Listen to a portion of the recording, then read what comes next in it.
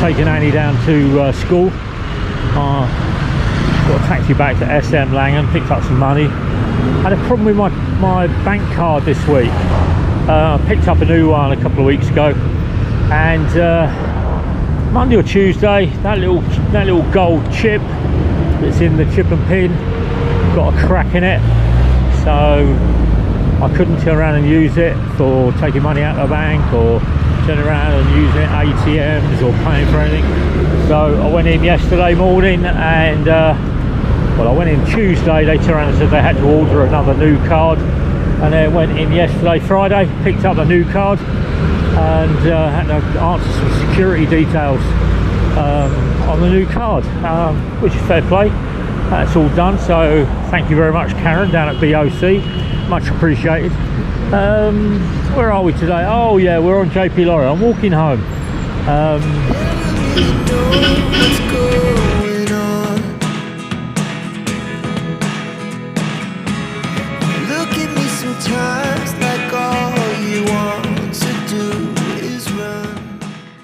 One of my subscribers asked me to give an update of 2024 and what's the difference.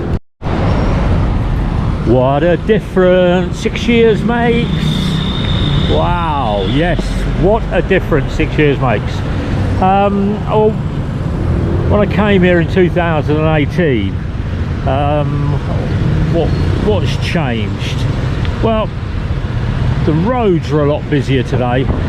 In 2024, everybody seems to have been able to find some money to buy a new car or a new truck or a new mode of transport, so it's really busy.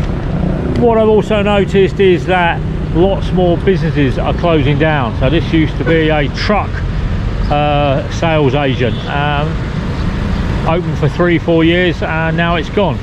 And the same down in Davao. Macau Tea, that's closed down. Chubi closed down.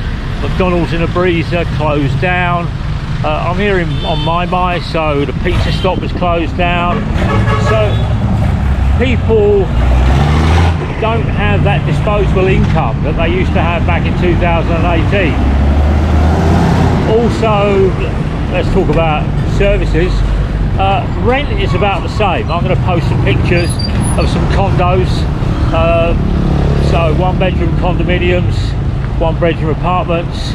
They're ranging from around 7,000 peso now for a month, up to around 10 or 11. 2-bedroom is going from about 9 up to about 18 to 20. 3-bedroom is going from around 15,000 a month to 30,000 a month, depending on the area you're deciding to live in, whether it's in a high-rise condo or whether it's in a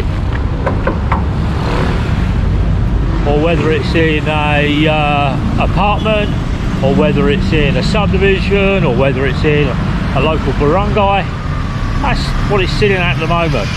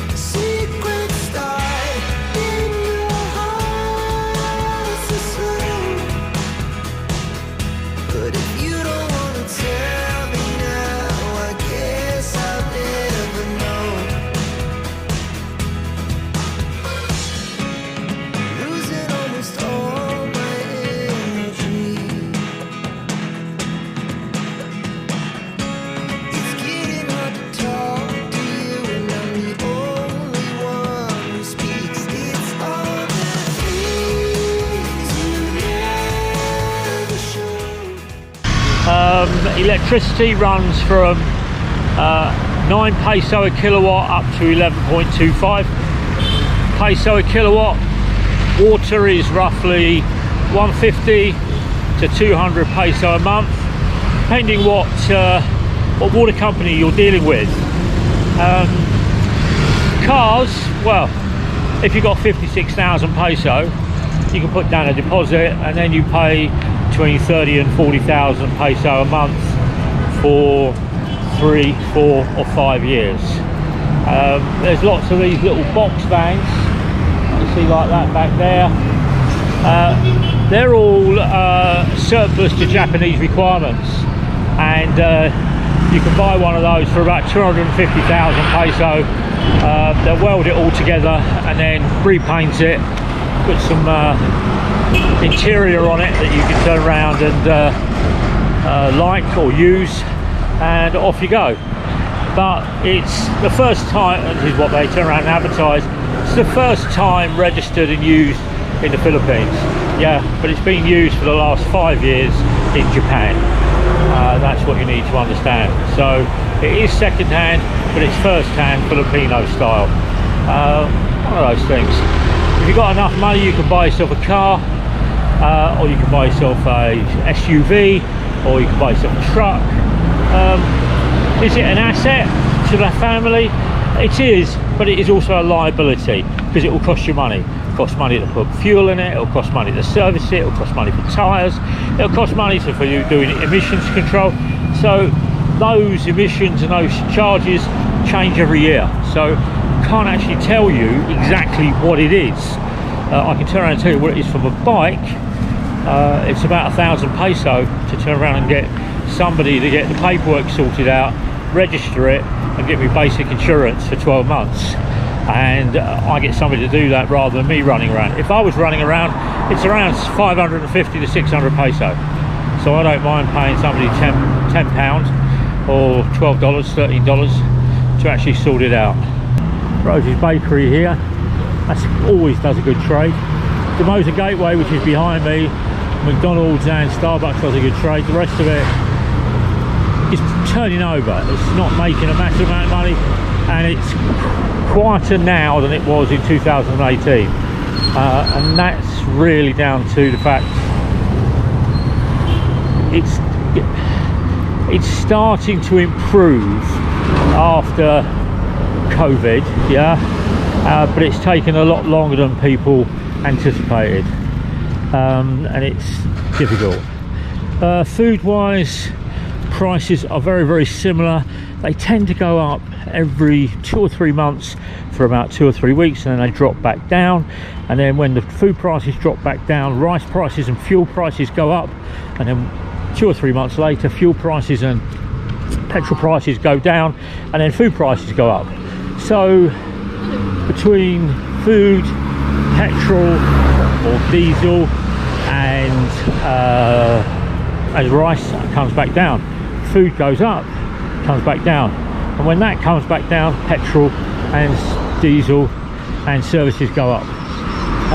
So they don't all stay up at the same amount of time.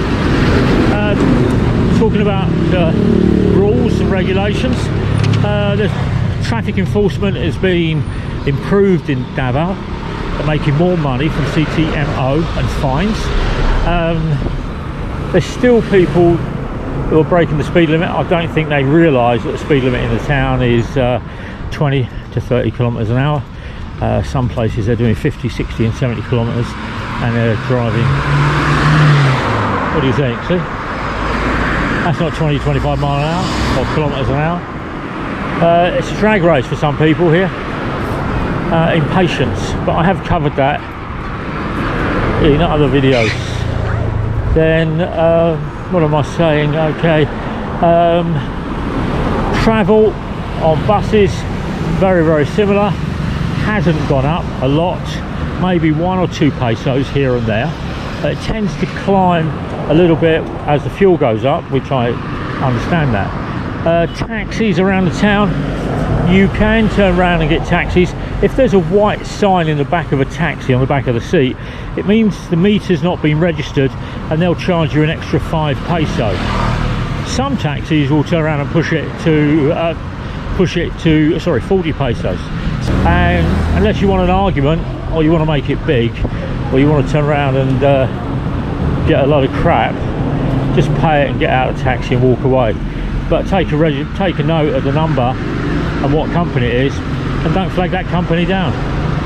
Yeah, because it's not nice, yeah, to turn around and be ripped off.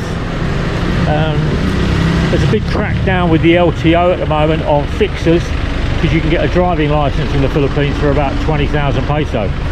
You just need to know who and where and how you can get hold of it. But you can get driving licenses issued for 10 years now in the Philippines. My driving license was for 5. It expires in June this year, and you have to do an online test now, which is 15 hours at the LTO. But my eyesight isn't getting any better, and I'm going to struggle to get that. I've been to opticians, but the opticians back in the UK and here, because of my glaucoma and my myopia, they won't give me glasses. I just turn around and have to have an alternative way of reading stuff, which means I get a magnifying glass. What was I going to say? Right, so just been to Mercury. Water for 7 litres is 54 peso. SM Langen at the moment it's 65 for exactly the same Wellbeing and NutriSpring water. So in the supermarkets it's more expensive than the chemists. And that's what you have to do here in the Philippines. You have to have a look around and do your comparison.com and look for it and do the checks, and then when you find something, then you turn around and use it for a while, but then you do the check, because prices in certain supermarkets in certain areas go up, and then in certain shops they come back down. You know, it's like Bread Talk. Bread Talk do really good bread. However, every now and again the French bakery, which is what I got here, will turn around and start selling their bread cheaper. So last week I was buying croissants and they were 80 peso for a croissant, which is about £1.20. Today they're 54. So I bought 2 croissants. I don't go crazy. I just buy what I would like to eat and then turn around and go down that route. Oh, look at that, the sun's out. Very hot this afternoon.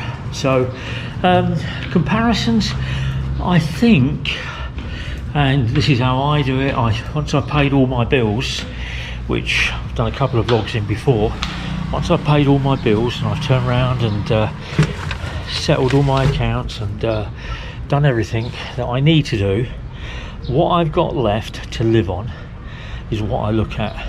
And at the moment it's about 10 to 20 to 30 pence different from 2018 to 2024. When it was COVID, it was a negative for me. It's about 400 peso a month in a negative. So I was using more money when it was in COVID because prices were all going up. But I'm on the balcony and the sun's out. Oh, there we go. Now the sun's behind me or in front of me in my eyes. So yeah, it's one of those things that you have to do. Next week I'll be 66 and I can officially retire in the UK, and I have been here for 6 years living on my savings and living on my portfolio, and it's worked, and I've had a great time, and I'm going to continue to have a great time, considering that the UK prices and the American prices and inflation in those two countries is going through the roof, and it's costing you more, you know, nearly $11,000 in the US to live compared to 4 years ago, and in the UK it's around about £6,500 extra a year to live on your basic commodities. So did I make the right choice? Definitely. Am I enjoying it? Definitely. And I live in Davao. I wouldn't live in Cebu, I definitely wouldn't live in Manila, but I do live in Davao. There are cheaper places like Tagum or going down to General Santos, but today it's Davao. Take care. Like, share, subscribe guys.